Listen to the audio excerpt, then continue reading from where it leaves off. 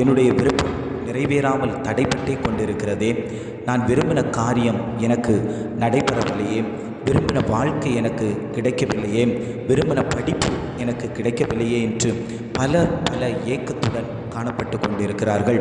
அந்த ஏக்கத்தை எல்லாம் போக்குவதற்காக கர்த்தர் சொல்லுகிறார், நீ விரும்பினபடியே ஆக கடவது என்று அவர் வாக்கு கொடுக்கிறார்.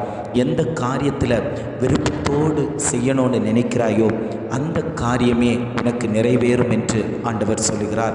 தொழிலை நான் இப்படி தான் பண்ணணும், என்னுடைய விருப்பத்துக்கு தகுந்தபடி தான் பண்ணணும் அப்படின்னு நீங்கள் தொழிலை குறித்து நினச்சிருந்தீங்கன்னா அந்த தொழிலில் ஆண்டவருடைய கரம் வைக்கப்படுகிறது.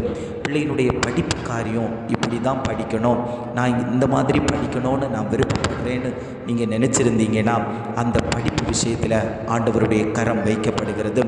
ஊழியத்தின் மேலே ஆண்டவருடைய கரம் வைக்கப்படுகிறது. என்னுடைய ஊழியத்தை நான்